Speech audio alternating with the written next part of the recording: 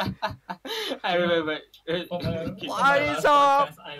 I just had like a trumpet sound that goes off at the start of the podcast. It's like, The air horn soundboard should be very valuable right now.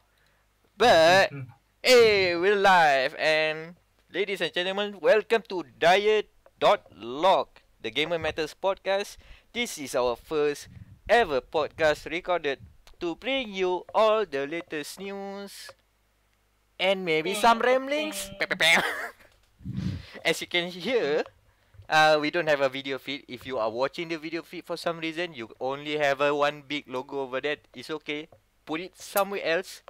We don't have a video feed, so if you're watching a video, you're probably not watching our video. So please stop doing that. You said we would be exclusive and you would only watch us. Why are you watching other podcasts? And introducing the panel today. The person you heard just now was Wam. Say hello to Wam. Hello. Oh. And next we have Daniel. Welcome, Daniel. Hello. Hi. And also we have our resident tech expert, Anand. Say hello, Anand. Hello. And bringing you all today is your host, the fabulous Amirul Ashraf, aka Micronos. Let's get this show on the road. Oh. Yeah. No, I didn't expect the intro to be that good. Well, it could be better.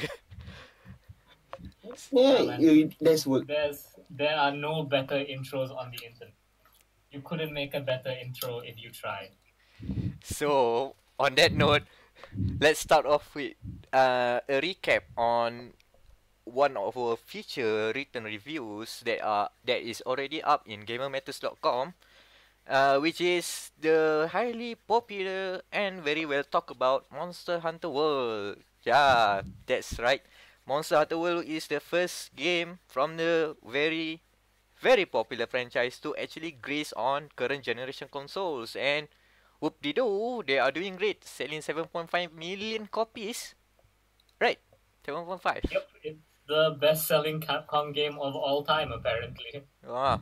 Sorry, Resident Evil. Sorry, Street Fighter. Evil. Probably the fastest selling Capcoms. Yeah, I have never seen a game like where the headlines just keep coming out like Monster Hunter broke this record, Monster Hunter broke this record, Monster Hunter broke this record. And Monster Hunter sells faster than Battlefront 2. That's such a low target though. Whenever everyone's like, "Oh, it's so much better than loot boxes," like yeah, like there's a lot of things better than loot box games. How about comparing it to good games? so What's so good about Monster Hunter World again? Based on your review. So, Monster Hunter, like all the Monster Hunter games in general, like your character doesn't level up, you level up. That's the game. That's if you put in the effort to learn the game the way the game wants to work, like it becomes so rewarding. Like I remember one of the first big monsters that you fight, this thing called a Baroth. This giant like T-Rex looking thing with a huge crown. And when you first fight it, it's like, oh my god, like it's so aggressive and stuff. What are we gonna do about it? Now I kill the thing for fun. Like it's Oh, good leveling up there. like yeah, like it's a lot of like, because the game, it can be obtuse at times. Like it's kind of shit at telling you things. But if you experiment or go looking for the information to know what you want, like it's a really fun game. So what, you've played a lot of the other Monster Hunter games prior to World, right? I played the 3DS ones. Yeah, I played 4U and Monster Hunter Generations. So I would have played Monster Hunter Double Cross, but we didn't freaking get one for the West. Looking at you, Capcom. Cough, cough. Well, we don't need it anymore, do we? We got Wardo. Okay, so basically, from what I've heard, World really did a lot of streamlining to the genre, to the series. I mean, but yes. How much is it streamlined? But how much is it still stay true to the, as you said, obtuse quirks it had? Well, that's the thing, right? Because it's still just as obtuse as every other Monster Hunter game. But, Despite being streamlined. Quote but unquote the streamlined. the streamlining made it so that it was only obtuse about the things that matter. Okay. Like, I mean that in a good way. I mean that in a good way. Like one thing in the game was whetstones. You have to use whetstones to sharpen your weapon, or else your weapon gets blunt and you won't be able to hit them on. There used to be a limited, like a consumable item. Like you had to remember to buy more whetstones after every quest. Like I would buy like 200 of them and keep them in my box, and then restock them in between quests. And then one day I forgot. I went questing with my friend, and I forgot to restock my whetstone. And I had one whetstone, and you will use up your whetstones like that. Like you will use them up so fast. I had to like dig around the ground, hoping to pick up a random whetstone from the ground. Now they've made it an infinite use item, so it's like, thank God, game. Thank you so much. And then you make your items by the crafting systems. You combine like items that you gather to make stuff like potions. In the previous games, you weren't guaranteed to get an item from doing this. Like you had a 90% chance of success, so you'd still have like every 10th item would fail and you wouldn't get anything. They've removed that. They're like, no. You get the item every time, and you can set like auto crafting from your inventory. So like, for example, a mega potion is made by combining a potion and honey. So you can set it so that the moment you have a potion and honey in your inventory, it will automatically convert it into mega potions for you. Oh, that's interesting. It saves you so much time. Like, I literally just run around, like I carry the potions in my bag, and I just run around collecting honey whenever I'm low on mega potions. So can you give us one example of what Monster Hunter's world continues to be obtuse of? Okay, so first off, it's item crafting. Like you don't realize how important item crafting is. Like they tell you about mega potions because that's really, really important. But stuff like making traps, making barrel bombs, like the game doesn't really make a point to tell you about them. Like, because when a monster goes to sleep, the first attack that hits it will do double to triple damage. I can't remember which, but it does a shit ton of damage. Like, and not every weapon has an attack that does a lot of damage in one hit. So what people like to do is they like to make bombs. They put bombs next to the monster, and then they blow up the bomb, and the bomb does the damage. But like, the game doesn't tell you this. You have to like find out on your own.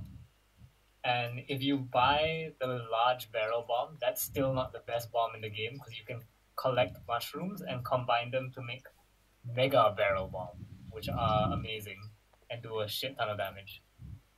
So stuff like that, like the game does not tell you about this kind of stuff. It doesn't tell you what's in the crafting list. You just kind of have to go through and look at it yourself. Okay, interesting. So there you go. Any other point? The rest of the panel. Anything you guys want to add about Monster Hunter? I don't play Monster Hunter, so I don't have anything. Yeah, when's the PC version coming out? I want to try Yeah, that. what's PC version? I might try it. Yeah, I have to say though, I have complaints about the game. Like, there's the biggest complaint I have is because they had to. A lot of the Monster Hunter games recycle assets from other games because, you know, it started as it was on the PSP and then it was on the 3DS. So like there's a lot of stuff recycled over, but for World, because they put so much effort into graphics, they couldn't just recycle assets. Like they had to remodel stuff from scratch. And so there's less stuff in this game because of that. The weapon models are not great. Like, a lot of them are the same basic weapon model with a few differences. And the way weapon upgrading works in the game is kind of meh. Like, the way it works that they have upgrade trees now instead of you just making the weapon from scratch. So you have, like, I think you have 3 basic weapons: bone, steel, and I can't remember the other one's like a late game one. And so from there you develop it into other monster based weapons. And it's just like it makes me not want to make weapons because it's boring. I wanted to make a new switch axe the other day, and I had to like build this low level switch axe and then upgrade it all the way back to the high level one that I wanted to make. So yeah, that's a huge flaw with the game. And then end game stuff, like the end game is pretty great, but there's a lot of RNG. Holy shit, dude! You have investigations, which are these randomized quests. They'll have like either more reward money, a shorter time limit, less amount of people you can play with, and they have reward slots. So, like, because some of the items you need to get in this game have like a 2% drop rate. Mm-hmm. So you do these investigations, you look for the ones with the gold reward slots, and that increases it to a 13% drop rate. For example. Okay. So I've never been so happy. 13%, like, oh, thank God it's 13%. Well, But so endgame stuff adds these things called tempered monsters, and they are like regular monsters but really hard. And if you want to like do the endgame augmentation stuff, you need to kill a lot of them, and that sucks. yeah, but as a whole, the game is good. Yeah, as a whole, the game is good. Like these are all like minor nitpick stuff, and the game. And I want this on the record because I know this is gonna piss people off. I think it's a better MMO than Destiny. Of I course. think it's better than course. Destiny. Anything's I better would- than Destiny. I guess Destiny has a lot to learn with Monster Hunter. Like the game isn't even pitching itself as an MMO. Whenever someone asks me like, "Oh, haven't you beaten the game? Like, are you playing New Game Plus?" Like, no, I'm playing it like an MMO. Like they have weekly events, weekly bounties, where they're like, "Oh, slay 5 of this monster and this and this." Like they give you objectives, and you get a gold ticket, which you can use to trade for the 1% items. So it's like a huge motivation to keep doing them. And then they have like your daily login reward is this thing called a quest voucher, which doubles the amount of money you get from a quest. And because I'm perpetually broke, So they're basically So- doing the player retention right MMO. Yeah. So it's a good thing. and also like even the quest vouchers are like if you miss a day, like you can still collect the previous day's reward. Like they'll give you all the quest vouchers in one, up to 5 days though, because you can only hold 5 quest vouchers. But yeah, good game. It's a great game. I just wish the weapons looked cooler. Yes. Like I think that's the sign of a good game. If the only thing I can be nitpicky about is the fact that the weapons don't look cool enough, then yeah, it's doing something right. So if you're going to put Monster Hunter World with a score of between 1 to 10, how would you rate it? I would say like it is a solid 8.5. Ha! 8.5, huh? I was expecting a higher. No, 9. Like if it had the weapons, 9. Then it's 9. So until weapons are more varied, is an 8.5. So there you Yeah. go. If you like to listen to read more of Wam's thoughts about Monster Hunter World, we have a review already all set up on gamermatters.com. So check that out once this podcast is over. So we still have a lot of things to cover, and the next game is the one that people are buzzing about for all the wrong reasons. So tell me, Daniel, how are you surviving in Metal Gear Survive? That's a tough question to ask. Can you survive? The review, you are still doing that review, eh? It's still not live yet at the time of Yeah, it's recording this. life. Probably on the weekend because I'm still at the end game. For God's sakes, it's RNG hell. It's basically like Monster Hunter but bad.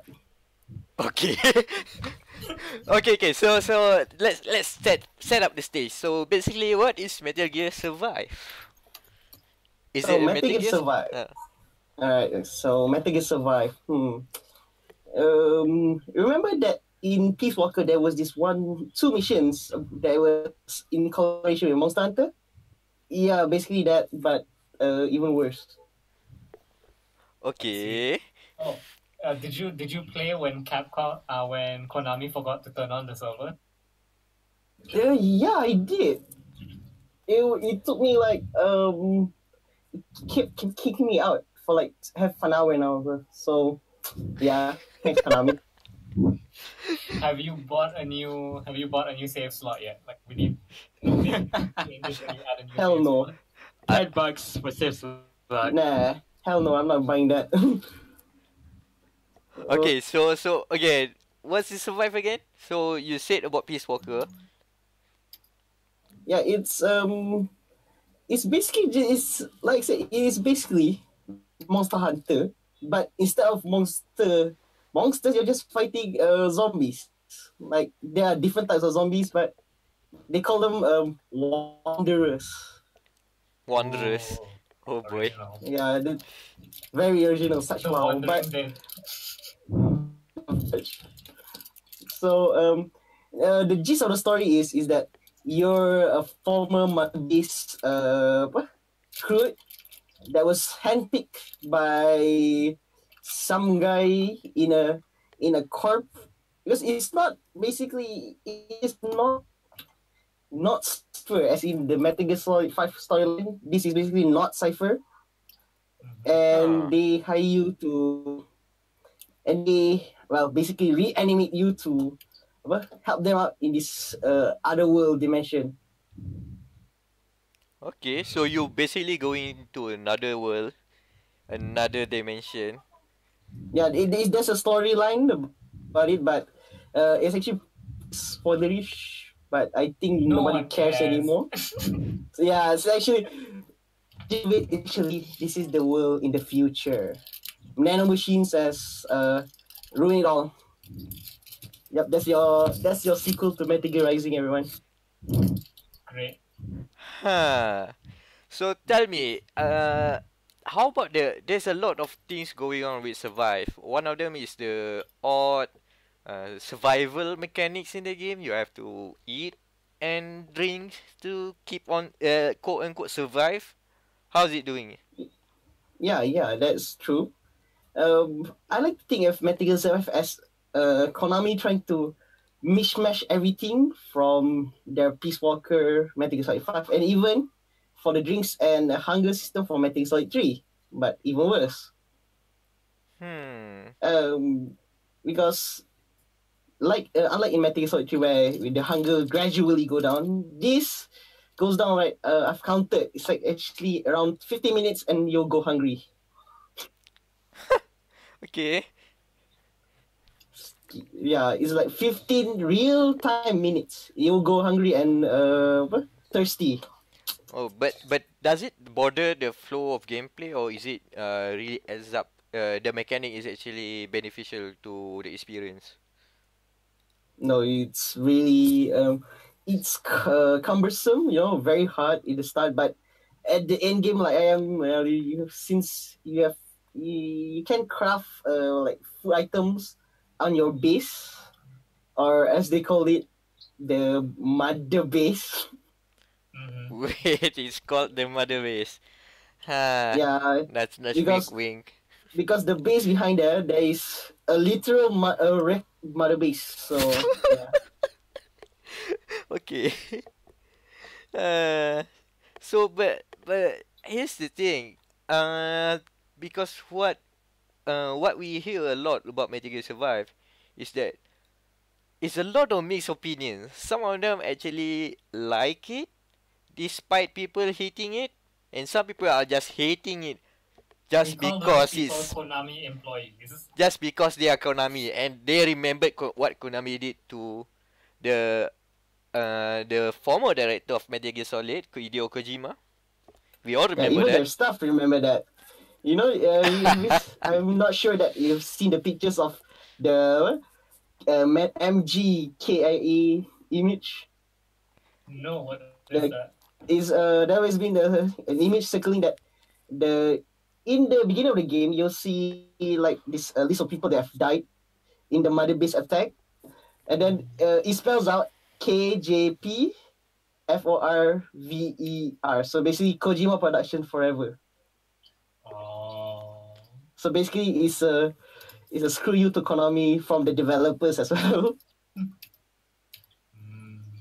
You think Konami pays for that? Like, you think they're like, oh man, everyone hates it. Like, it's like wrestling, you know, you have to be a heel. Nah, Konami accepting. nah. Yeah, we are the evil in the game industry now. They play it for laugh. Nah, they're not. They are not that smart. I don't think so. No, Man, but you see, because it's like, they don't even want to make video games anymore. If I was a former video game dev and I knew that everyone hated me anyways, I'd be like, yeah, I'm gonna be a heel. I'm gonna have like the president come out holding a pachinko machine and being like, Hit the lever. Ding, ding, ding, ding, ding. oh boy. that's what the industry needs. The industry needs a heel. It Well, needs a heel face mechanic. well, no, we have heels, but the problem is, but the issue is, are they aware of there being heels, or they Yeah, just we need more Hmm. self-aware heels. That's what that's what we need right now. Like if we have like the Volvo Digital being the all aware, we are the scrawny kid, we are the smart ass self-aware guy in the games industry. We should have a heel. Come on, Devolver. Wrestling at E3. WrestleMania 27. Ask the Volvo to do a video Their there. next E3 presentation is just wrestling. Oh, I will watch that. Royal Rumble pay-per-view. That's why people are paying those passes. How far can we take the wrestling references? I think There's not even any video game. It's literally just wrestling. where Even in the even in the Metal Gear discussion, we're not even talking about Metal Gear. It's that bad. oh boy. Did you try the multiplayer? Is it any worth Nope. investigating? Oh, Nope. okay. PC is basically dead. No one's playing them. So no connection to randos. Couldn't get a match. Nope. There's only like what 5,000 owners, and I can't even get connection to any of them. Wow, thanks Konami. Well, that's a bleak impression of Metal Gear Survive. I didn't even know there was single player. I thought it was a purely multiplayer game. I thought I Yeah, we're playing. Yeah, that's why that's why I've compared it to Monster Hunter. It's basically just playing solo. But it's mission based, right? You have this objective, then come back, right? Is that kind of structure? Yeah, like okay, you have to go to take this memory board and then come back, and then you have to go and rescue this person. He's very important in the plot.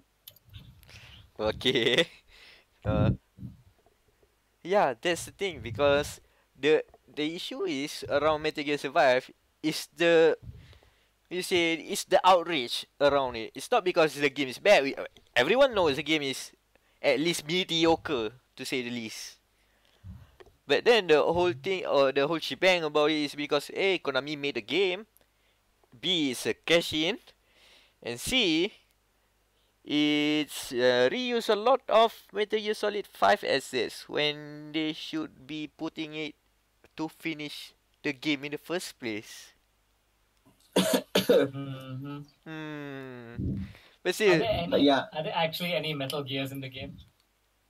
One is the Metal Gear Solid 5 when the Salam, the first. You play that in the final level. Oops, spoilers. Like No one if you cares. care. at least they put in the titular Metal Gear. So, based on what you've played, then would you recommend Metal Gear Survive? I would recommend if you're interested because I'm pretty sure they're gonna put it on sale in the next Steam sale because it's currently it's kind of weird because like Max said, the outrage is unjustified because we all know it's a bad game, but you don't have to just beat that horse with a stick. Yeah, so So it's a known quantity then. We all know yeah, about it. Okay. so for me, in my opinion, I think just get it for the lols, and then Nah, just refund it. don't. Nah, just get it cheap. That's the right word. Get it for cheap. Yeah, cheap it is because well, it serves them right because Metal Gear Survive is basically a cheap cash in. Tada. On No, that, Better Gear 5 Phantom Pain. It's basically chopped to that price now anyway. well, it's chopped and it gave Metal Gear Solid 5 a phantom pain, and this is what we got the other hand with Metal Gear Survive. Okay, on that bombshell, we have to move on to our next topic of the day, which was the AMD Ryzen mobile launch in Malaysia. So, we Gamer Matters and Gamer Malaya were invited to actually see the launch event in KL, and we got to see the first two devices, basically Yeah, laptops. It's two ultrabooks, and they showed another gaming laptop over there. So three, yeah, three devices there powered by Ryzen mobile. So Daniel, could you talk us through what basically was shown there? go on. So we had like so basically at the event we got the confirmation that okay, AMD is releasing AMD Ryzen Mobile, and for those who are not aware about it, AMD Ryzen Mobile is basically an APU where the CPU and GPU stick together into one I would say one package. But Anand, do you know the right term of it? Yeah, it's one package, single package, Yeah, just single die. single die. Yeah, okay, okay. So what they promised was that with this technology here is that there will be better performance. It saves up battery power because it uses less power since they combine both CPU and GPU together, and it should be make the processor would enable much more thinner forms of laptops. Like we saw, there was actually two ultrabooks that were basically like a few millimeters. I forgot the exact measurements, but they are basically ultrabooks, but they could basically run Skyrim at bearable 60 FPS. Alright, Surely so enough the Howard rerun Skyrim for that. Anything can run Skyrim now. Like my toaster can run Skyrim if you want. But 60 FPS, Switch can only run at 30. So that was the selling point lah. And of course they will have to say like latest esports titles can run because almost like you guys said, almost a toaster can run latest esports titles. Yeah. But yeah, it's an interesting proposition lah. But the disappointing thing was we did not see an affordable gaming laptop being powered by the Ryzen mobile APUs. The ultrabook that we saw, what was it again, Daniel? yeah, it was an Asus, one Acer, one Dell, and one Lenovo. Apology if there was any noise there. Okay, so there's I think it was the Asus Swift 3, and then Yeah. there's an Asus, just not for people to be confused, and there's a Lenovo IdeaPad. 720S. So the Acer and Lenovo are basically ultrabooks. And the one that they showed was technically not AMD Ryzen Mobile, but they are running on Ryzen and Radeon. So two separate not the APU lah, but they are also AMD powered. But yeah, the problem is because they are ultrabooks, the pricing starts at 3,000 plus. As you expect from ultrabooks. What we were expecting was like, because of the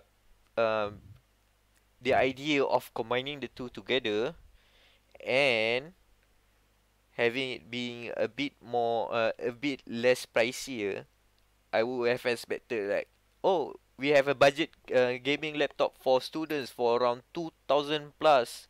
That sounds affordable. Instead of buying a PS4, you can buy a laptop that can run at least some of the latest games or at 30 FPS. But it sounds like it's Why not would you yet. buy a PC to run games at 30 FPS? That sounds like, just get a console. Yeah. Well, why? Why? You buy PC, you play 60 FPS. That's the minimum. I cannot play below 60. No, the thing is, Really? at least we get a much more affordable solution, because like right Yeah, nowadays. I can see the point. Like, okay, yeah, you can say, get it's a cheap gaming PC. Like, okay, I agree with that, but I don't see play games at 30 FPS as a marketing point, because get a console. Consoles do 30 FPS better than a PC. No, even there is no affordable PC that could run the latest games at 30 FPS. No, if it is on 60 FPS, it would be much better. But if you want that, right now the pricing starts at 4,000 plus, or 5,000 if you want to be even more feature proof for this year. Yeah. If you want cheap laptops, Lenovo has it. Legion Y, I'm sure. Y200. Sure. Yeah, even the Legions have their own quirks. I think we have the reviews on gamermatters.com for Legion 520 and Y520 and Y720. Each of them have their quirks, which made me a bit hesitant to recommend, because you have to add a few more stuffs into the package to make it to get it full running in power. So there's still setbacks when it comes to gaming laptops, and what we saw that day still does not instill that confidence. The thing about cheap gaming laptops, right? Watch countless reviews and read multiple written reviews, video reviews about cheap gaming laptops. The thing that they cheap out the most is the display, the screen. So you get this, let's say, Intel Core i5 100U something, and then NVIDIA the GT 1050, GTX 1050 Ti on mobile, but then the screen is like low quality TN panel, 60% RGB accuracy, so it's very shitty. That's where the budget comes from. They cut the display quality. So if you are into very good display quality, so I don't really advise buying cheap gaming laptops. Unless your monitor you can connect, that's better. You can buy cheap gaming laptops. Because they cannot chip out with the CPUs and GPUs, right? Because That's the thing. That's the thing. So we were expecting that, we have a cheaper solution to the APUs, because we saw the Lenovo IdeaPad Y720S, and then a few walks because the event was around Mid Valley. The other side of the event, we saw another showcase where they showed the last gen Lenovo. It was 200 or 300 ringgit pricier than the one showed running on Ryzen. So it's actually cheaper. The solution is cheaper, but still not for gaming lah. That's what I have to say. I think it's good for like professional creation. Let's say you're using Adobe Premiere that can utilize the GPU acceleration for rendering. So I think it's one of the purpose for discrete graphics or powerful graphics chip in so for professional use gaming, because it's a better use case rather than gaming. Yeah, That's my actually, that's opinion what first. actually that's what the CEO of Lenovo said. It's actually good for video processing. When then they made the presentation. Mm-hmm. So for now, we have to wait and see further until like AMD gets all their Ryzen stuff keep on going, and we could see those kinds of performance trickling down even further. But for now, I won't recommend getting an AMD Ryzen mobile laptop just for gaming yet. Even though they keep promoting that, oh, we can run Skyrim at 60 FPS. Skyrim is a 2011 game. Yeah, it's So it's still not there yet. But it's getting there slowly. Yeah, right now, I would say right now it's the first generation of the Ryzen mobile APU. So like looking at the name scheme, they are trying to copycat from Intel. So Intel, let's say Core i5 7500. So they have Ryzen 5 2500U too, with 15 watt of let's say power in the package. So they're sort of like Intel copying, but much are lower they the same price. though? Like, is the Ryzen 500 the same as an i5? Yeah, it's sort of similar. I Is read it the spec. the same tier? Yeah. Yeah, sort of the same thing. Yeah. Ryzen 3 Okay, is then Core that's great. i3. Thank you. Yeah, That's yeah, before this, they're kind of disconnected in terms of naming with Intel. So they have their naming series. That Intel have their own naming series. So now they can, and they sort of want people to get confused, especially the casual user. Like they don't know. Oh, okay, I hear Core i5. Oh, Ryzen 5. How is it? Okay, same tier but cheaper price. So they'll buy the AMD. So it's a good strategy to sort of uh parallelize the name with Intel product lineup. Oh, so that's what the naming convention is. Okay. Yeah, yeah. If you can see, it's similar. So that's one of Uh, the good strategy that they're taking. And also, of course, the performance concerns of the Ryzen 5, the Ryzen mobile APUs is not really that exciting because people are hyping it up too much. However, we can expect a lot more from the next generation or maybe refresh. I don't know. From the Zen 2 to really upscale AMD's in terms of market share and performance, because Intel has been monopolizing for quite a long time, especially in the mobile, because they have done shady like buying CEOs and something. So I really hope AMD can rise up against Intel. That's the thing. Competition breeds low prices. So low price is good for consumer. That's my only hope. I have a question. Yeah. Are there fanboy wars between the companies? Like, are there Yep, pretty much. people? There's Always there's always been the AMD, it's Nvidia, AMD against Intel. It doesn't end. It doesn't end. You can go to any computer forum or something, but it's a more, I'd say, civilized, because the technology is catching up and people are more aware. So it's more like brand and like behind the scenes style, like shady style. Maybe this company do, maybe this company do the rumors rather than the upfront technology. That's what they arguing about. all right. At least the good takeaway from the event was, hey, AMD is here. They are catching up, and we can expect prices to go down further. Yes, as production ramp up, let's say the foundry, global foundry become more efficient with their manufacturing. Expect lower prices to come later on, so we can enjoy a much cheaper computing, high end computing. So And that day will soon come, I guess. But for yes, now, we have already something that is big and already making a statement. So Is Anan, it my penis? yeah? Is it my penis? Well, no.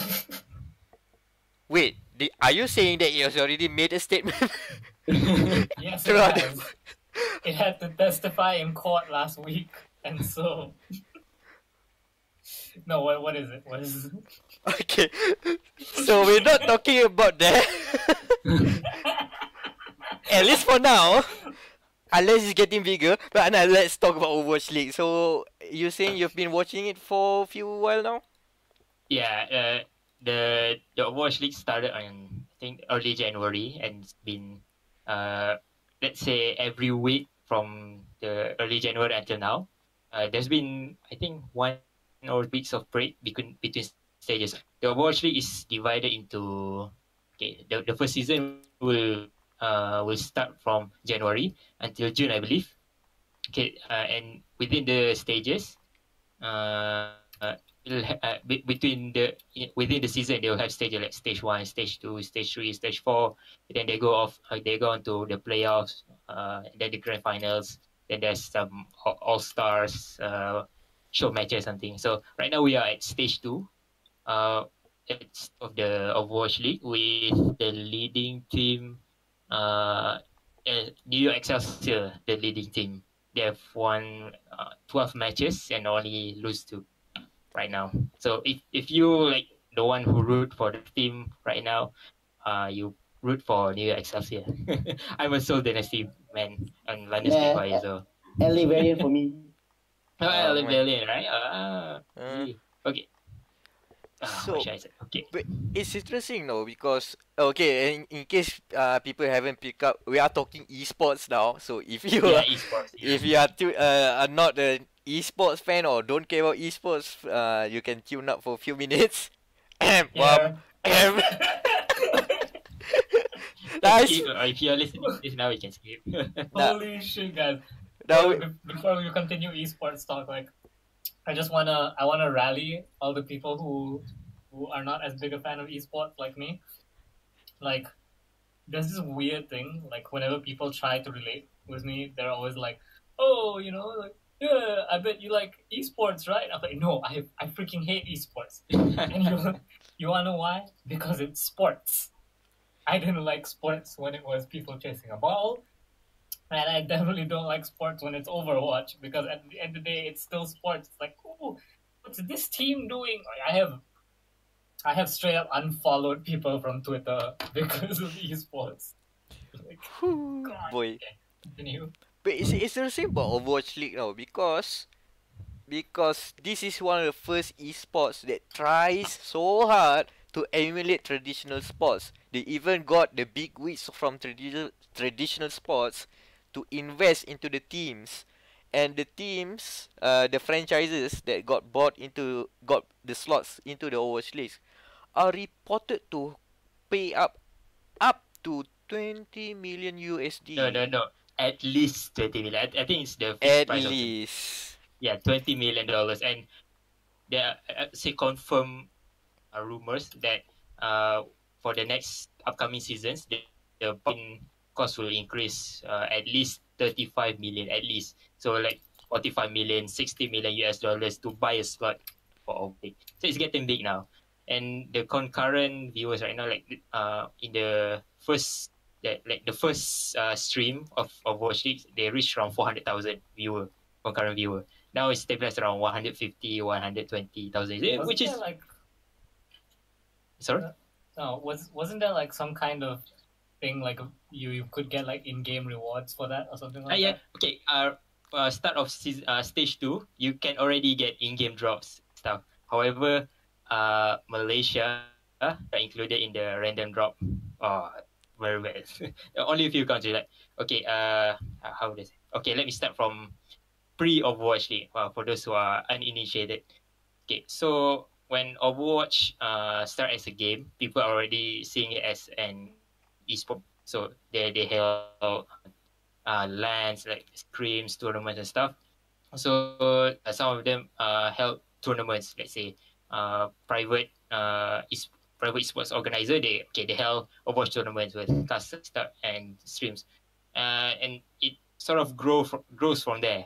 However, Overwatch League is proposed by Blizzard to just elevate the esport experience one step further. A normal team where like okay we have for example we have Dota in League of Legends stuff, we have team Fnatic, we have team Liquid, CLG Counter Logic, we have Team Data stuff. So instead of just maybe organizations or free teams competing among each other, they will have buy-in franchise, just like traditional sport, like the New England Patriots. Is it right? New England Patriots something. So yeah, you as a big organization, you can buy a slot with a home city, and they to fight using the city name. Sort of traditional, it's pretty much similar to traditional US sport in the league. So before this, Football. I like football, like Basketball, the US basketball. model, right? Yeah, more like the US. Pre-Overwatch League, there are several tournaments, big tournaments such as the Big Invitational, then Alienware, Rumble, and also officially run by Blizzard, Contenders. Okay, the Contenders are pre-Overwatch League. And they are from early 2017. They have Carbon Series, and from the late 2016 until the late 2017, the Korean scene, especially under OGN on the network, they held probably the highest pre-Overwatch League tier of Overwatch, which is called Apex. And the Korean scene is super massive, super high tier. I'd say probably super exciting. Really, really good in terms of the players caliber and the hype, because South Korea is an esports country and the players are treated as celebrities. So carrying the hype from the culture and hype of esports from Korea to the West and to the whole world is, I'd say, very, very entertaining. We're carrying a good set of esports in terms of hype and celebrity status of players. Okay. I had this discussion with a friend of mine before this, where, because we talked about how, like, because we're both, like, very disillusioned by esports, except for fighting games. And because the theory we have is that fighting games are more like pro wrestling, where the amount of stupid shit that happens. I have a good argument about that. Continue. Because, like, you know, like Overwatch League is quite serious most of the time. Like, it's always like, oh, you know, this kind of play. Da, da, da. Whereas, like, fighting games, you have Tokido bringing a tape measure to every match and like measuring his face from the screen. You have like Daigo Umehara running out and getting a can of Red Bull and putting it in. I think that was Daigo's. I can't remember who it was. Yeah, it's Daigo. Yes. Daigo's sponsored by Red Bull, so it's mandatory. But Mandatory Red Bull shilling. Red Bull shilling tag. Red Bull shilling. Like, yeah, it's more fun, I guess. No, Like, the fighting game community is smaller, so that's why, like, you get to have this kind of fun stuff. Here's the thing, because the FGC, the fighting game community, they are different breed. Because esports grows from another stable, where as we can see, it's much more subtle, it's much more professional. But FGC thrives, lives, breeds on thuggery, man. That's what they say. These people do money matches. They have like weird betting sessions outside of the tournaments. Sometimes can go to fights, real fights. Those kinds of culture breeds in FGC, because they started with the game where you have to sit beside each other and fight in a game, or maybe That's an interesting part, actually. Yeah, opposing from the fact the they're actually next to each other. Maybe that has yeah. hasn't. And there are like certain arcade cabinets where they sit opposed, and more modern setups they sit opposed because of Yeah, but like, you know these how issues. for like Overwatch and other esports, like they have this kind of like isolation cubicle so that you don't see the other screen kind of stuff. Kan. And But like for fighting games, it doesn't matter if you can see your opponent's screen because you're still getting Hadouken in the face. plus, when you get a Hadouken in the face, it's not your teammate's fault. It's on you. It's all on you. If you lose, you know you suck. You know you you got bodied. You know it. And that guy who won, he know he owned you. He bodied you. So he has to drive. He pops off. He won it. So it's that kind of situation where the FGC feels a bit weird, a bit different from regular esports. To the point that when the FGC grows bigger, that they have to be esports, they are treating like, oh, we esports now, means that, oh, we can't do our silly stuff, our thuggery, the stuff that we do, all this sake. The stuff that people like us for. We have to tone it down a bit. Oh man, to even the commentary. If you listen to old school commentaries of fighting games, they don't comment on, oh, this is a good play by. No, they keep saying like odd things like, oh, Mango settle, oh, Mango settle. So said this, fuck the next, fuck the next. It makes no sense. It doesn't add, but it does add hype to the match. That particular match is IFC Yipes talking about Marvel Infinite 2. Marvel, baby. If you Google that, you'll find the YouTube video. I would love to see like pro wrestling but with FGC. No, stop me there. I will have to stop you there. Did you know last year, professional wrestler of WWE, Xavier Woods, fights New Japan Pro wrestler of Kenny Omega in a Street Fighter match. Kenny Omega. Dude, they play for real. Yeah, that one. They really play for real. And also at that event, they played in Community Effort Orlando, CEO for short. The whole setup there, when you reach top 8, you have to get into a ring and you have to do a promo. So there's someone that basically did the Austin Stone Cold Steve Austin's intro where he shoot like 2 bills or something, pop, and then drinks all the water there. Basically they are the wrestling to esports of traditional sports. Yes. So you're not wrong. You're not wrong. That's why for some people the FGC is much more interesting. But yeah, back to Overwatch League. Okay. Let me continue. Hype dies down. but no. But still, Overwatch League is when we first heard of Overwatch League, I was skeptical, even though I keep covering the whole thing. But everyone was skeptical. Even the people in esports were skeptical. Like Richard Lewis, Torin. Even the pro players are skeptical of Overwatch League. Some of them, one of the popular streamer, I'd say Harblu. Harblu. Energy esports. So he's sort of, I'd say, unconvinced of Overwatch League. So he left Energy esports, becoming free agent. And some of the teammates that were in Energy Sport, like Seagull, picked up by Dallas Fuel, and IDDQD picked up by in Energy Sports form their own team, such as Francisco Shock. So Hablu is kinda he shoved himself up. So that's it, to the point where talented players are not in the league because they are skeptical and reduces their chance. So yeah. There's a thing, and also some of the, let's say, chill franchise buyers are skeptical, but the early ones that are buying the early 12 franchise owners are very lucky now because they only pay 20 million.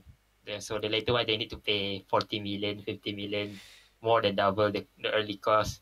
Yeah, the one that the skeptics are getting shafted now. I mean,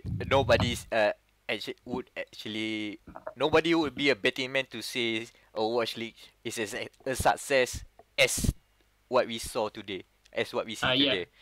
Because there's pretty much no record of esports going as big as a traditional sports league that's successful, because there's literally no record of that. Like, we only go so far like major league, and that's not in franchise buying, just big organizations. Okay, we compete for slots, we got it, that's it. No pay millions of dollars to pay for slots, no, nothing like that. This is the first time, so it's reasonable to be skeptics.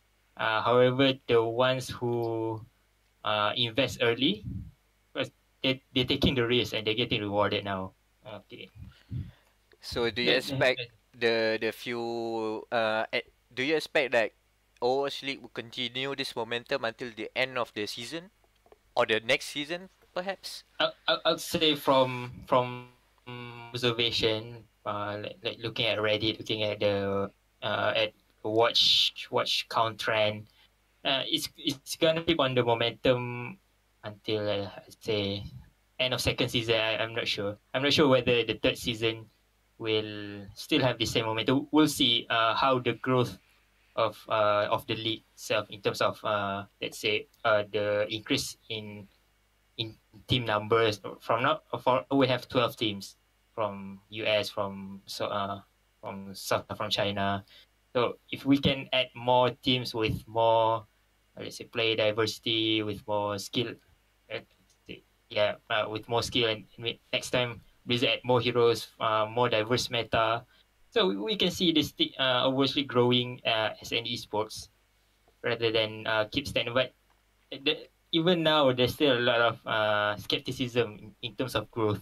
Even though we own positive results now, the momentum won't stay there forever unless Blizzard really take active initiative to promote this even outside US and Europe. Because as far as Malaysia is concerned, the Overwatch professional scene here is almost dead. I'd say almost dead. Quick question. Quick question. Yeah. If Malaysia, one city in Malaysia has an Overwatch League sport, what kind of Yeah. name it should be? Kuala Lumpur Pendeka. Oh. If I was a Pendeka? franchise, if I am a franchise owner, I'll buy Kuala Lumpur Pendeka on the spot. 30 million, 50 million, Blizzard take my money, I'll buy a slot for Kuala Lumpur. That's it. Okay, then my suggestion, I was going to say KL Drift or KL One Gun. No man, you should have an Overwatch League team called Pahlawan Pasir Salah. Oh, that's Oh, good. you better. That's good choice, man. The leader will be his gamer tag will be like PPS _ Tok Janggut. My god, PPS. And the Dragon Blade from Tok Janggut slashing through for play. I how to react to that. Just imagine how they were going to say Pahlawan Pasisal. Pahlawan Pasir Salah, I cannot imagine like Uber or Mistex, similar pronouncing that. Maybe Monte and the one will be good enough. They know Because in enough. Korea. No, they just call it PPS. Like they'd be like, oh yeah, the Malaysian PPS team. Yeah, and the KL DPS slashing the backline of Shanghai Dragons. The Dragons have been slain by the Pendeka. Oh, haven't heard that.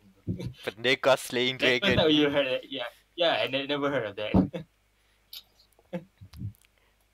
Okay, we got off the rails there. So, okay, there's still a lot of skepticism in the growth of Overwatch League. So we'll see from here on now whether more friends will buy into this lot. And so I'm really not sure how long Overwatch will last as a, I don't know, like 3 years, 4 years. If still lasts like StarCraft, that will be good. Really, really good if it's like StarCraft. But yeah. Also, in terms of the player, I'd say team competence, team skill, there's quite a lot of let's say The matches are variance. good quality? Yeah, I say the matches are top quality. The individual players are very skilled. Let's say they go on the competitive ladder, they can play. I'd say all of them are top 500 player, like the 500 Grandmaster. So they They're deserve all their spot. individually good. Yeah. This is their domain. Okay, if you as a solo ladder player, let's say a streamer, Calvin, Embot Calvin, something, you go into over, you're gonna get ranked even against Shanghai Dragons. So they are very individually skilled. So the thing that differs the teams are their work, the very pinnacle of skills in terms of game sense, or in terms of aim, in terms of teamwork. So it evaluated this rather than the normal competitive ladder. Okay. Yeah, so there you go. If you want to watch high tier, top tier Overwatch, Overwatch League is the way to go. And it has matches like almost every day, every week. Okay. Regarding the matches, if you really want to watch Overwatch League and especially play Overwatch, which I really recommend if you want to watch Overwatch, because it's very fast paced game. a lot of jargon, a lot of tactics and strategies. So if you really want to into the watching it and understanding it, you need to play the game at least. Okay, if you don't play competitive ladder, it's fine. Play quick play arcade as long as you're familiar with the strategy, you're familiar with the heroes. It's better for that because it's very fast paced game. Okay, for watching Overwatch, in Malaysia time, you can from Thursday until Sunday. For match hours, on some days, most of the days, it's from 8 a.m. 8 in the morning, and until 10. So for one match, it will be 2 hours, 4 maps at least, or maybe 5 if there's a tiebreaker. So, and the earliest I'd say 6 a.m. So 6 in the morning, if you're really dedicated to Overwatch League, you can wake up at 6 o'clock and then watch on Twitch or on LG Overwatch League stream. Preferably Twitch because it'll always be there. And even if you cannot catch up, you always watch the reruns or highlights in YouTube. And okay, shameless plug. So the next thing,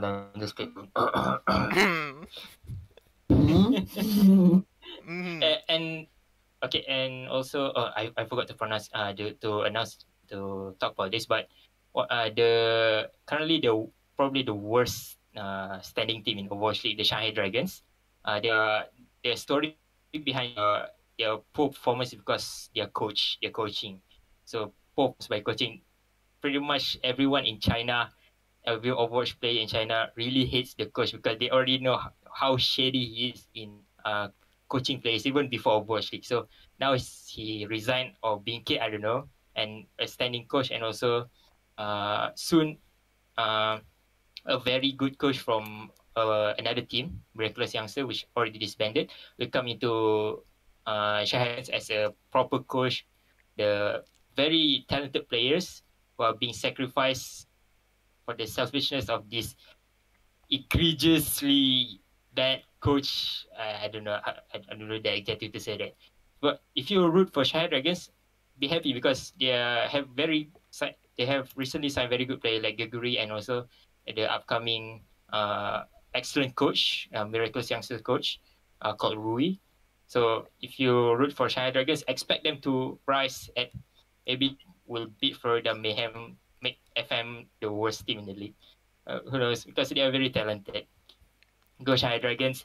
If they can at least get one win for this stage or maybe this season, I'll already be happy enough. Root for the weakest team, even though I'm Root for the a underdog, Spitfire. So basically. root for because they're getting shafted by the coach basically. Like Roshan, the main tank, he always dies first because nobody heals him. They're only pocketing the DPS player and that's the coach advice. What the hell is the coach talking about? They have roles. Like, is there a guy on the team who's like, I'm the tank? Yeah, Like, of course. Yeah, you're the designated like tank. all heroes. Yeah, you play the designated tank. You play the designated. You are the designated player for DPS. You the designated player for support. Sometimes you can move the player so badly. Like during an important game, I'd be like, "Huh, I haven't played Pharah in a while. Just switch tanks." It depends. Okay, let's say you play competitive. Okay, you're playing. Say okay, I want to play support. Okay, I play Ana or Zen. Then it's like, okay, this is not working. Anyone want to? So okay, you can swap role, fine. But most of the time, if you choose a role, you stick with it until the end. And in Overwatch, usually the designated player they don't swap roles, unless let's say okay we have a support role is very good at DP at sniping, so we sub him in Karif in Los Angeles Rebellion, I believe.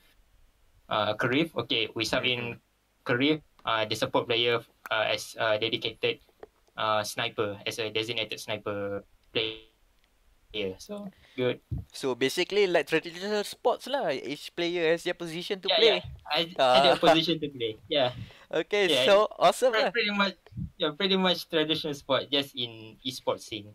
Alright, so If you want to know about Overwatch League, you continue to Twitch or can ask me. I don't know how to contact me. the details later. And then You can find, we'll plug each other later. It's okay. yeah, we'll play Sarge later. Alright, so that's it for Overwatch League. So that goes the main topics for today. And now let's round up some of the smaller news that just come from the last 2 weeks.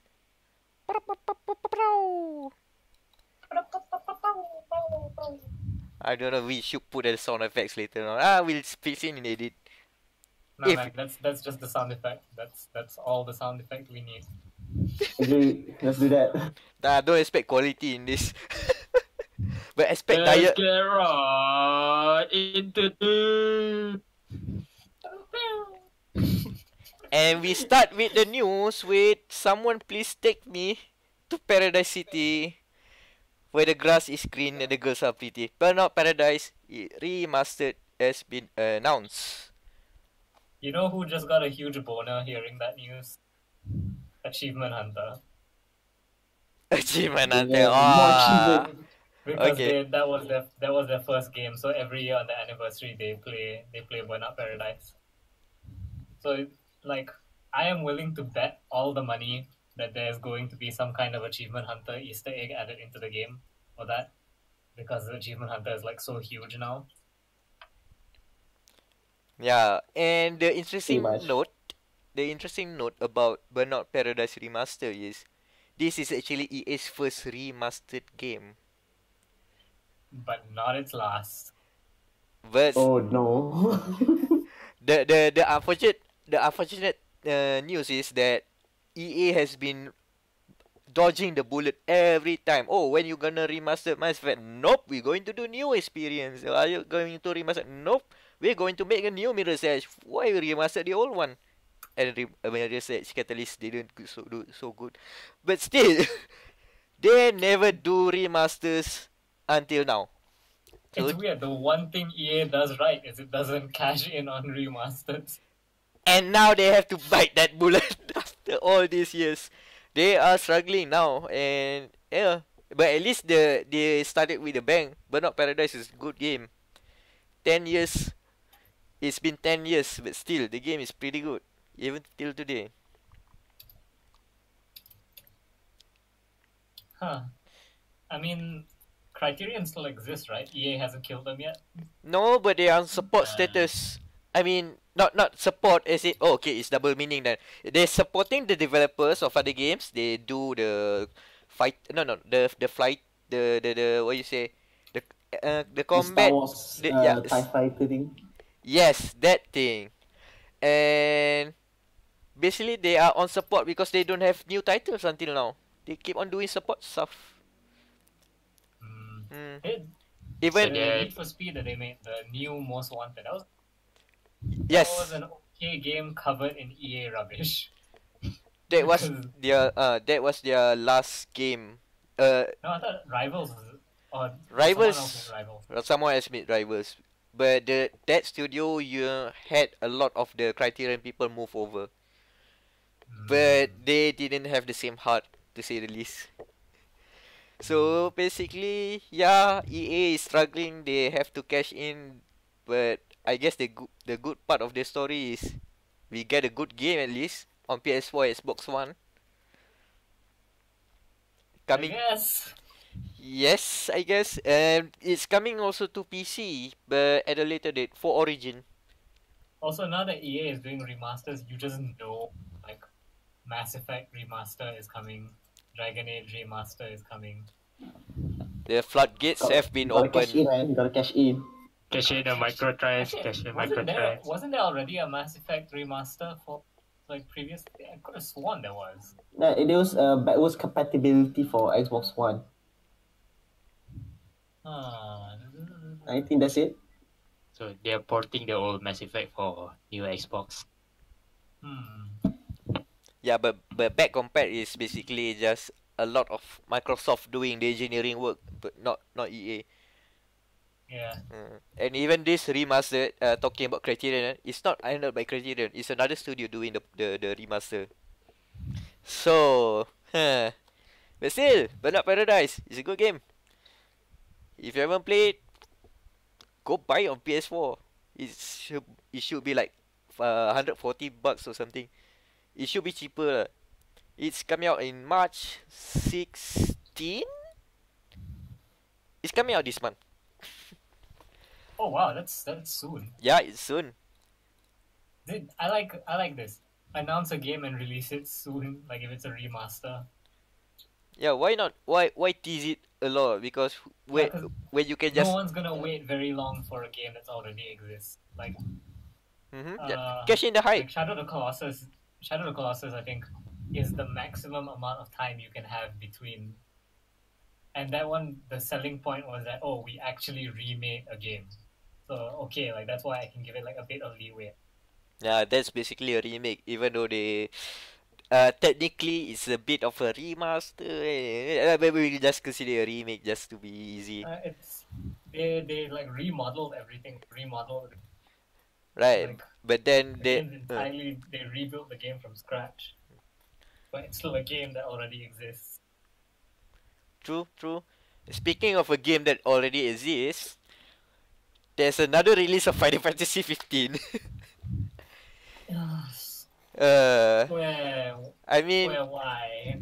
the why is because we want to release it on PC. So here goes, Final Fantasy 15 Windows Edition, and it has a demo. I mean, but Royal Edition is also on PS4. I saw my friend holding the on PS4. Why? Okay, the problem with this release is because that Royal Edition. Royal Edition is not the definitive edition like what you expected, where you get the base game, the season pass or all the DLC, or that has been previously released. Royal Edition adds more than the original version, and the people who own the original copy have to pay more outside of the season pass. The season pass is other thing. Have to pay more for the new content coming in Royal Edition. Thanks, Square Enix. Why? Why Squeenix? I mean the what they added is like is actually pretty is substantial. Like what they did with the free updates throughout the months of the release. But then suddenly, we have a new release and we decided to charge you more, ringgit. Thanks for supporting us. Wink, wink. I'm not sure if Windows Edition includes all the Royal Edition content, but if it does, it then makes those people who bought it on consoles early on, royally screwed.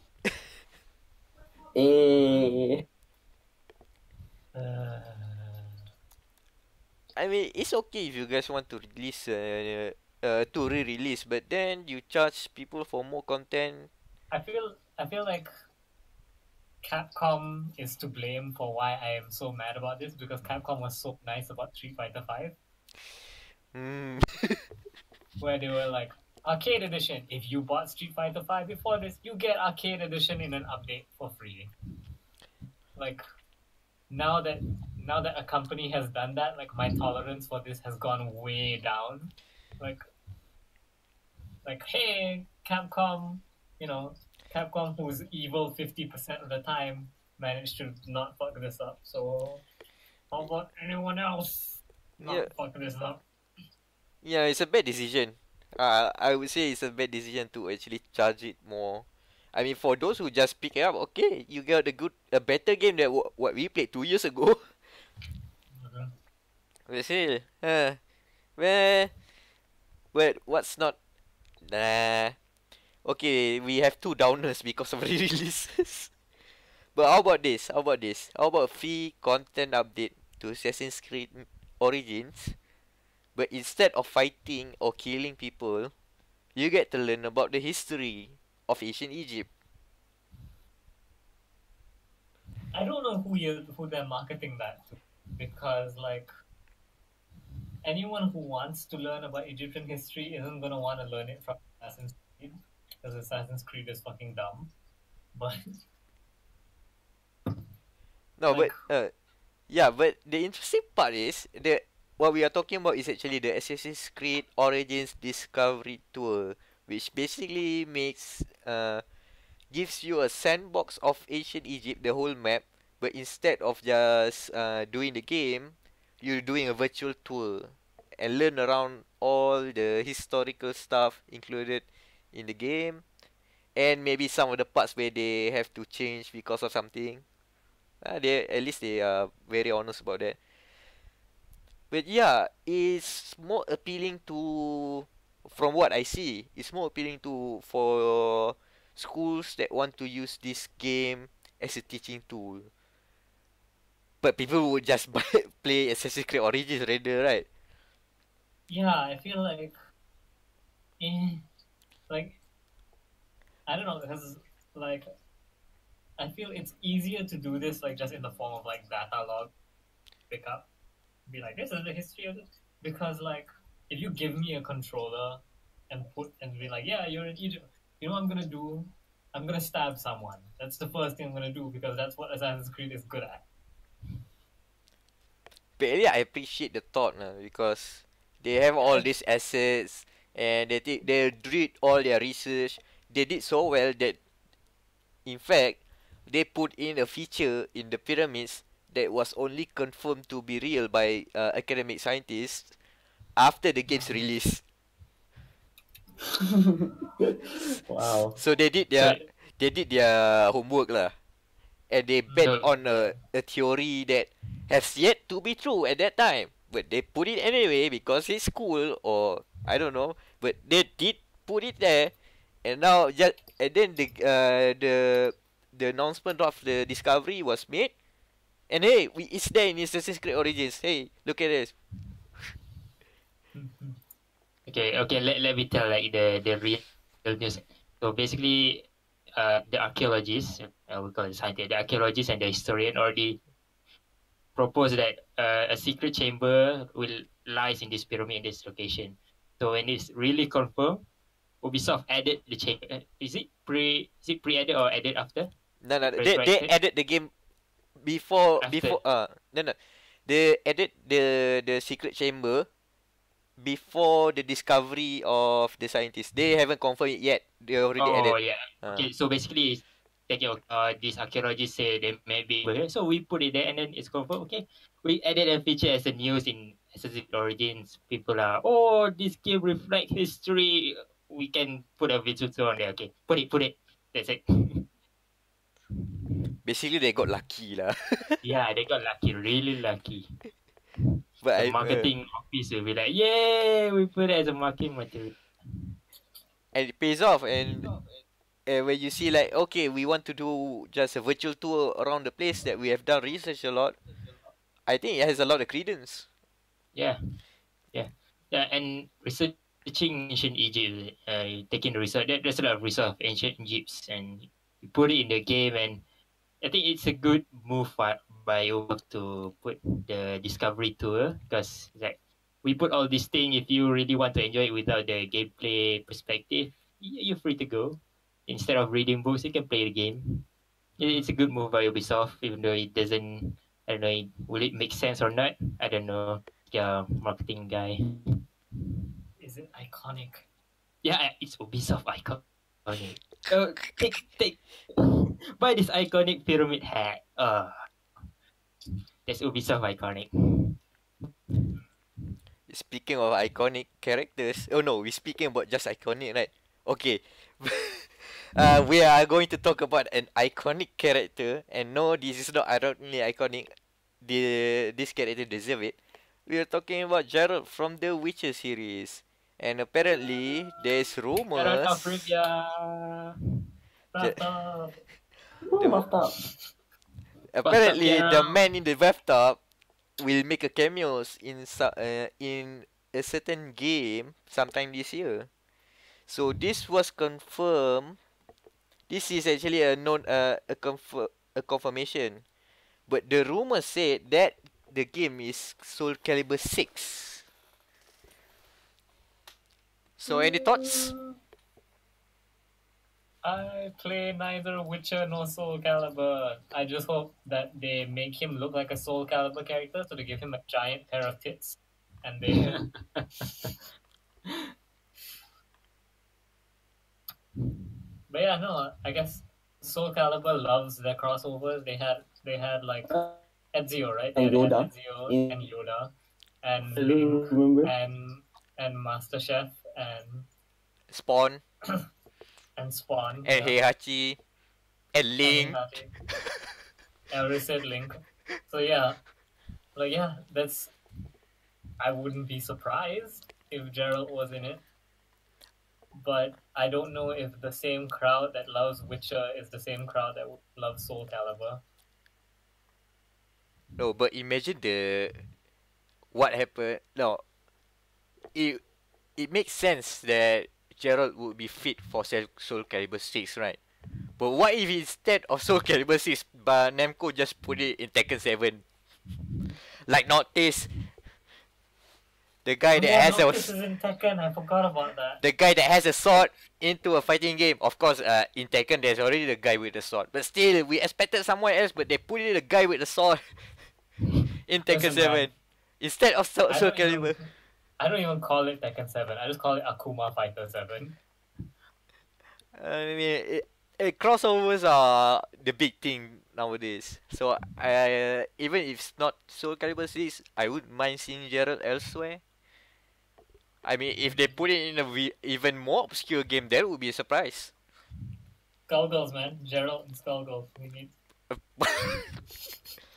They already put Geralt. Garrett's horse roach in Kingdom Come Deliverance. Oh yeah, but that's what you say, right? But yeah, technically, Technically, yeah, they already referenced the Witcher Yeah. with even a potion called Witcher in KCD. those European developers. But still, so yeah, it's not much to talk about because if it does come to Soul Calibur 6, I mean, it's a it's not a big surprise. We've known the legacy of Soul Calibur putting on cameos and stuff. But how about this next rumor? This next rumor states that the next Call of Duty game is Call of Duty Black Ops 4. But the crazier thing about this, it is not called Black Ops IV as in the Roman numerals 4, but instead it will put it as Black Ops I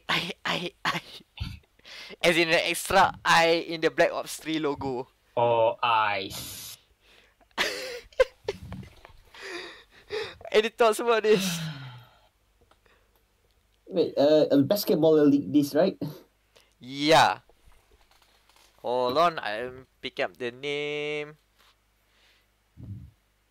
I mean, Did he like intentionally like maybe it's the either the marketing? laziest lie ever made,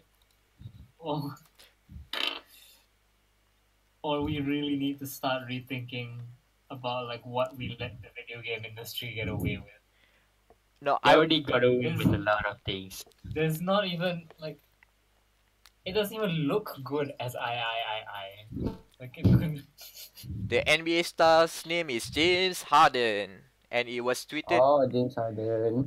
It was tweeted by ESPN NBA that he is wearing that hat that looks a lot like Black Ops 3 logo, the 3 I, but instead of I, it's I. 4 eyes. You know what?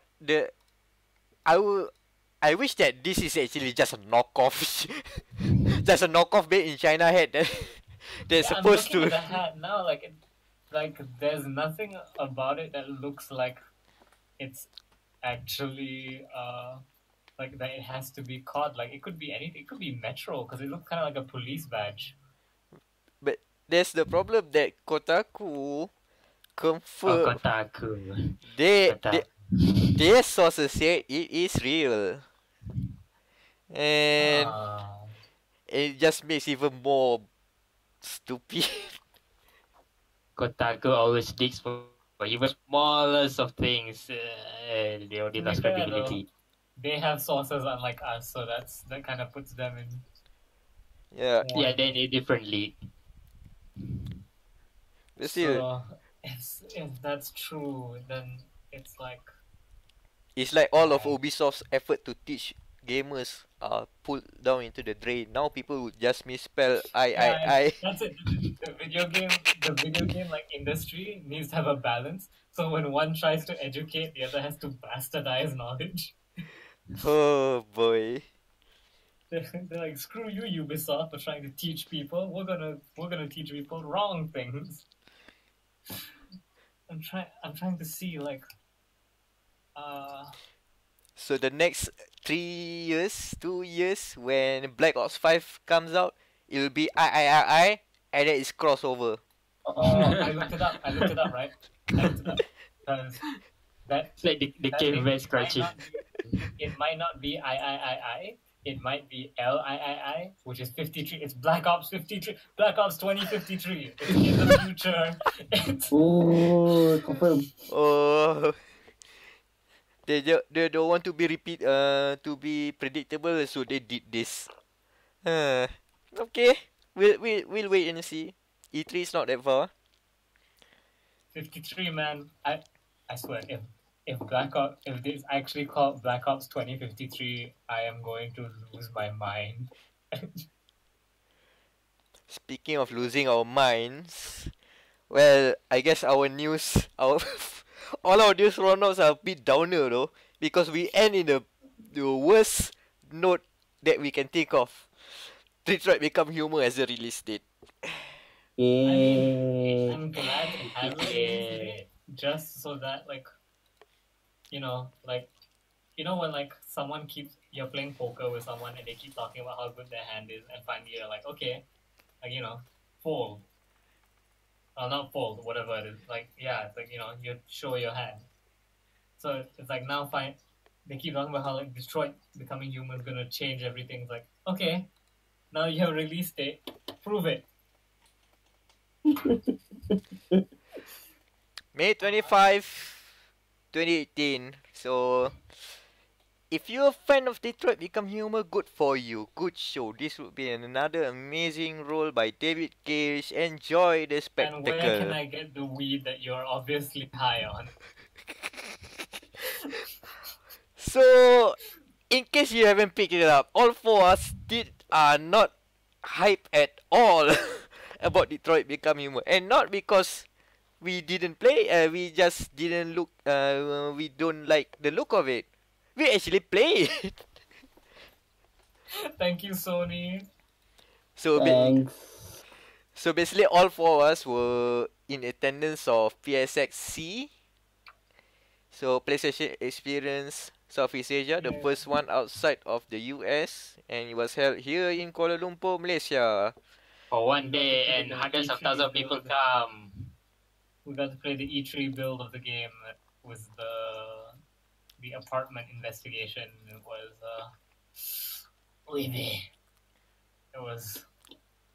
It was rough. Okay, so each of us try and describe, because everyone else played separately, right? Yeah. Or is it you guys share? Okay, so just describe what kind of emotions. Since the game is all about emotions, the series David Cage's game always have to be involved with emotions. So what kind of emotions got that you have received during your playthrough of the demo? That was the interrogation scene. Oh god, it's like Yeah. Why can't we save the Android guy? He keeps dying. Help. it's just the controls are not very responsive. Yeah, the controls still. If you played the previous game from Contact Dream, you should be familiar, but it still feels bad. It feels like tank control from the Resident Evil. Only that was But even worse. Person. But even worse. I don't know. even worse. Worse than the Resident Evil tank control. Oh my god. Plus, like, I get what they were kind of doing because the way the demo was set up, and that I don't know how much of this is gonna carry over into the full game, but they give you your chances of succeeding the negotiation, and so the more evidence you collect, the higher the thing goes. and I guess the true ending is if you get it to 100%. But something about it being so like blatant, like where they're like, okay, just do this now, just kind of takes me out of it. Like it feels too video gamey at that point. Yeah, I feel the same way too. To video gaming. And because because the controls were so bad, I'm like, I'm just gonna get it over 50%. Then as long as bullet pass, then I'm gonna go through. I mean, But yeah, it's rough. To I me, I don't feel remember the specifics of it. I remember I remember vaguely forgetting to do something and then nearly dying for it. yeah, because the last time we played is like it was in last year, was Yeah, it? it was last year. Right, last year. So it's been easy. It's been easy, but we've been pining to talk about this for so long. We have to talk about it. I feel like we need to get like a sponsorship deal with Gamers Hideout or something to lend us a copy of Detroit, and then we all just sit and play the first hour or so and just be like, I mean, you want us to suffer together? yeah, exactly. Yeah, then let's live stream that. Live stream Good that God. suffering. let's play Detroit. Let's suffer Oh. Detroit. Let's suffer Detroit. I mean, to be fair, the game looks good. It looks Yeah, great. It's gorgeous. It's beautiful. The fish in there. Oh my god, it's freaking good, man. You know, you feel like you want to rescue that fish, but Yeah. in some The ways, visuals are like 10 out of 10 visuals. It's like the first Battlefront level of that scoring. Yeah, 10 out of 10. and there's good animation works too. Because I remember Yeah. that when you approach the who was it? It was the killer who was actually taking a hostage. As you approach that person, and then when you approach that person, there's a chair on the out of the way.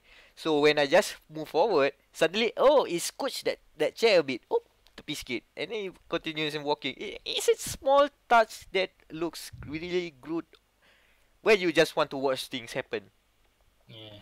It doesn't all just I remember was being a dick to Sony on Twitter because they tweeted about like Detroit becoming human last year, and it was like I can't even remember specific. They called it something like, oh, it's the game that asks you what it means to be human, and I replied with, that's not Nier Automata. Yeah, I was about to say that. boom. Oh yeah, they were talking about how like the main character Kara or whatever is like, oh, she's the everyone's favorite android that talks about being human. Like, that's not 2B. Where's her black dress and her butt? That's a blindfold. Well, that's the thing. Because of the history of this developer in doing these kinds of adventure games, I am heavily skeptical about them pulling off a good android, human, what it means to be human kind of story. I'm pretty sure this is gonna be cliched stuff. I'm pretty sure they're going to do a Blade Runner thing, but bad. Blade Runner was bad. There was Oh, no. someone posted up a Detroit becoming human bingo list. That was like, it was like one of them was Blade Runner but bad. Choices that don't matter. And then suddenly, at the end of the game, near the end of the game, a certain culture suddenly appeared. Oh, I don't know, maybe Himalayas or something. There is always a weird culture thing happening. Beyond Two Souls have Native Americans. The Indigo Prophecy, I think it was Mayans. For some reason, I don't know. The time keeps on. At least Heavy Rain is much more grounded, but then it leads to plot holes. Because choices matter. You don't see everything. But yeah, Detroit Become Human. I'm looking forward to a let's play of people suffering from the game. But if you Yeah, same. if you unironically enjoy the game, don't take it seriously. Just go enjoy. It's a fun storytelling game. If you enjoy that kind of experience, we just don't like it. The control sucks. The graphics were awesome though, but the story is terrible. Even though we don't even see the full thing, it's totally terrible. It looks very cliche, I'd say. It's going through that route of being cliche. And it's trying to be, I don't know, futuristic, uh, characterless Sherlock Holmes. I don't know. Whatever. So if you want a good Android game, please buy Nier Automata and give the funds to Mr. Yoko Taro, who needs the money. Thank you. There was this Kotaku article that went up today that says like apparently the devs for Nier, and that there's still a secret in Nier that no one has found yet. That's typical Yoko Taro. Typical Japanese. So Japanese. like, I'm excited. Like I'm hoping someone finds it soon. Like I hope it's like the secret room in Arkham Asylum. Like I hope it's something like that. But I also hope it's something stupid. Like I hope like maybe there's a secret way to open 9S's room and there's like a bunch of 2B porn that comes out. It's actually all those. It's actually all those 2B zip files that Yoko Taro's been collecting. Yeah, exactly. He put them all in the game. Good God, in the master disc. How that got past QA? Somebody didn't test it enough. Or they did test it enough, but forgot to report it. For good reasons. Just like Yoko Taro just kind of like comes into the office and slides them like a $20 bill. Like, forget you saw that. So remember, Nier Automata is Gamer Malaya and Gamer Matters Game of the Year 2017. So... It's still on sale on PSN, I think. It's on sale on Steam right now. Not Yeah, sure about go get it PSN, now. but yeah, on Steam, it's on sale. So best time to do so if you like robot stories. Well, not technically robot stories, but you get the idea. It's a very sci-fi, yeah. It's More sci-fi than Detroit, probably. it's such a weird game. It's a weird game. I'm just surprised that people are keep buying this game. How are you not like? How are you surprised? Like, have you seen 2B? Like, she is there. Like, she is proper iconic character by now. Yeah, Waifu what? material. Oh yeah. Yeah.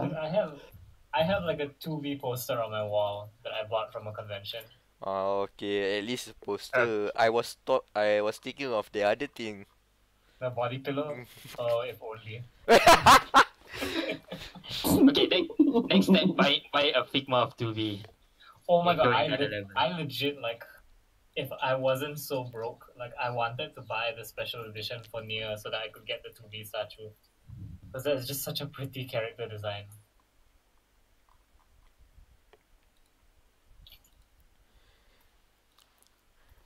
Yeah, I guess everybody cheer up at the end.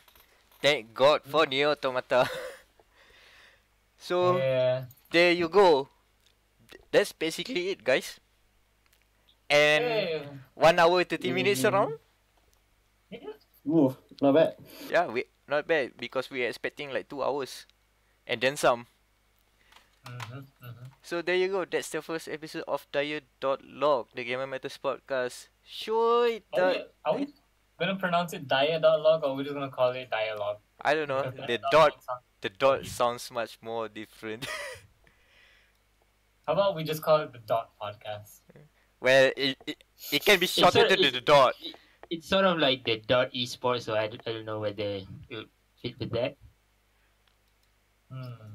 Dia.log it is because it's a good thing we changed this though, because after I suggested the other name, apparently there's already a podcast called the Dialogue Wheel. Thank God. Well, at least it doesn't use the conversation wheel in the logo. So there you go. Iconic. Soon, until we got like episode 1111. Yeah. Then iconic 1111. One. Yeah. One. Now I was thinking of making it as 1111, saying that we have like 1000 episodes, but then oh yeah, Black Ops. Black Ops Like reference. 53. Yeah. 53 episodes, 1111. But sure, yeah, this is the first episode of many to come. Check back later on. So We say that and then we never make another one ever. hopefully this one gets uploaded. 26. This one is easier than video format. Like we can do it maybe shorter weekly or this format fortnightly. I'm okay with that. Yeah, sure. And probably we have a different round of panels, depending on the situation and what the I feel news like call. me and Daniel are like always. Yeah, if you guys Yeah, want, pretty much. if you guys don't want to be on the rotating seat, sure, it's okay. But probably we have like one guest for the next episode. We need our big boss. Yeah, we were also that big boss kali ni. Mana big boss ni? Lama tak turun padang. Sorry deh. Before we end, I just need to update that Irham is now playing Camus Day 1 V15. Before this is What kind of status is that? no, before this he's playing Headpad 24. And before we started recording, Makan to janggut. before we start recording, it was makan Tok Janggut. Pahlawan masih salah. No, Tok Janggut is the pahlawan masih salah. He was what? Isn't he? I thought he was. Tok Janggut is where? Yeah, he's from Pahlawan Faisala. I'm looking this up. Are you sure? I think Terengganu, Kelantan, I believe. Dude, this is why we need to do virtual tour. That's it. That's. Imagine Assassin's Creed in medieval Tanah Melayu. So we can do the virtual tour. We should learn. We should remember all these things. No. Nah, just tell people. Nah. Okay, how much you can reference back our topics? So there you go. The first episode of many to come. So hopefully there will be more. So before we end, how about a quick plug by each and every one of the panel? You can promote anything you want, any articles, your social media channels and whatnot. Please do so. Yeah. I'm going to betray GM entirely and say follow Cruise Crusader Wamirol on Facebook because I do art and stuff and I post there. Also, follow me patreon.com/Wamirol. This is Wamirol. Oh, you have Because Patreon. I need Nice. money to Sell out. I need Hello. money to afford comic books and alcohol. So yeah, go. Anyone else? Oh, also, yeah, Monster Hunter World Review on Gamer Matters. Check that out. And all the photos used in that review are from my playthroughs. So look at all the stupid stuff I get up to.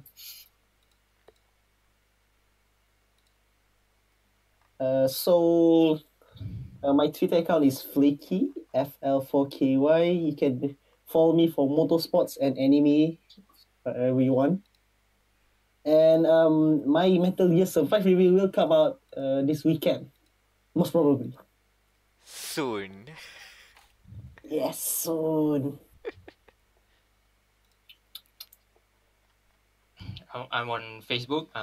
Maybe you can be friend on Facebook, Zolhana Heidi. I have Twitter, but I don't use it except for my research. Yeah, I do application and stuff, so I use Twitter sometimes. No Instagram, no nothing, only Facebook. What about Tinder? Use Tinder. What about Christian Mingle? Do you have an account there? What's that? It's a good place for it's a Christian dating site. No. So basically the Christian version of what was it again? Baitumuslim.com or what? Christian Mingle is old, dude. Till Jannah.com or something. Tujana.com. I'm looking that up again. Is it till Oh, okay, it's not that. Never mind. Alright, and last but not least, You can find your host here, Mac aka Macronos or Amirul Ashraf. You can find me everywhere with the name Macronos, Meckronos, Macronos. Building that brand. Come again? Building that brand, huh? Building that brand. Personal branding 101, man. Secure that early. So there you go. And for more updates, details, and reviews, go visit gamermatters.com or our Bahasa Malaysia sister site gamermalaya.my. And we'll see you again. Toodaloo. Bye. Bye. Bye-bye. Bye-bye. Whew. That's it. And cut. Cut. I forgot.